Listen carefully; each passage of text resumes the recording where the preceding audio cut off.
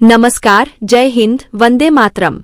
EPS pension धारकों, आप सभी के लिए बहुत बड़ी खुशखबरी आई है। ईपीएफओ की पेंशन को लेकर एक बहुत बड़ा फैसला सामने आया है। साथ ही केंद्र की मोदी सरकार ने ईपीएस 95 पेंशन से जुड़ा भी एक अहम अपडेट दिया है।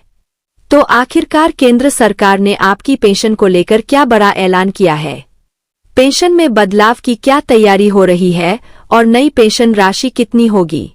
नई पेंशन से जुड़ी यह जानकारी सामने आ चुकी है। पेंशन धारकों के लिए यह एक बड़ी खबर है, क्योंकि वे लंबे समय से पेंशन राशि में बढ़ोतरी का इंतजार कर रहे थे। आखिरकार ईपीएस 95 पेंशन धारकों को मिनिमम पेंशन में बढ़ोतरी का लाभ कब मिलेगा? पेंशन धारकों की पेंशन राशि कब बढ़ाई जाएगी? इस पर सरकार ने एक बड़ा कदम उठाया है। पेंशन में बदलाव की प्रक्रिया पूरी हो चुकी है और अब पेंशन धारकों को नए साल से पहले ही बहुत बड़ा तोहफा मिलने वाला है। ईपीएफओ का नया सर्कुलर इस बारे में अहम जानकारी देता है। पेंशन की बढ़ोतरी से जुड़ी खबरें सभी ईपीएस 95 पेंशन धारकों के लिए है। देश भर के 78 लाख पेंशन धारकों के लिए यह एक बड़ी खुशखबरी है। इस वीडियो में हम विस्तार से बात करेंगे कि आखिरकार सरकार ने पेंशन को लेकर क्या बड़ा कदम उठाया है। इसके अलावा ईपीएफओ के नए सर्कुलर में क्या कहा गया है और पेंशन राशि में कितनी बढ़ोतरी होगी। मौजूदा समय में पेंशन धारकों को जो न्यूनतम पेंशन मिल रही है वह 1000 रुपये है। वहीं सरकार अब इसे 7500 रुपये, 8500 रुपये या 9000 रुपये तक बढ़ाने पर विचार कर रही है। इसके लिए सरकार द्वारा वेतन सीमा में बदलाव की योजना बनाई गई है। मौजूदा समय में कर्मचारी और नियोक्ता का योगदान 15,000 रुपये की वेतन सीमा के आधार पर होता है। अब सरकार वेतन सीमा को 21,000 रुपये, 25,000 रुपये या उससे अधिक करने पर विचार कर रही है। उदाहरण के तौर पर अगर सरकार 21,000 रुपये की वेतन सीमा लागू करती है तो कर्मचारी का ईपीएफ में 12% योगदान 2,520 रुपये होगा, जो कि पहले 1,800 रुपये था।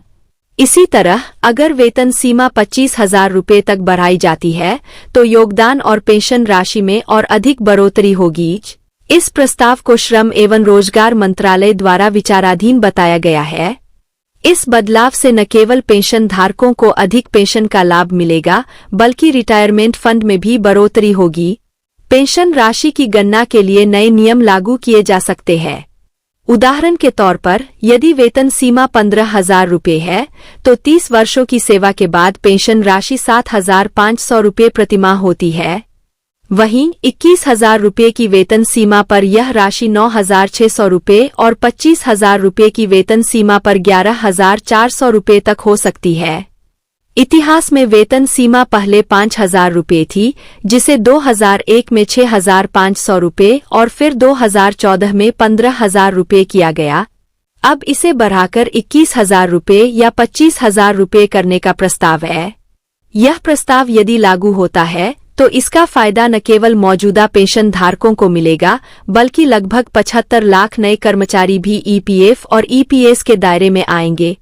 यह कदम कर्मचारियों और पेंशन धारकों के लिए कई फायदे लेकर आएगा। इससे रिटायरमेंट के बाद की वित्तीय स्थिति मजबूत होगी।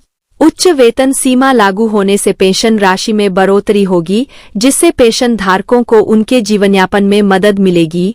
इसके अलावा यह बदलाव नियोक्ताओं पर भी सकारात्मक प्रभाव डालेगा।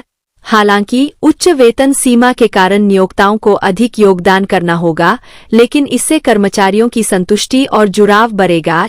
इससे कंपनियों को अपने प्रतिभाशाली कर्मचारियों को बनाए रखने में मदद मिलेगी। सरकार के इस प्रस्ताव को लागू करने से पहले इसे कई स्तरों पर जांचा जा रहा है।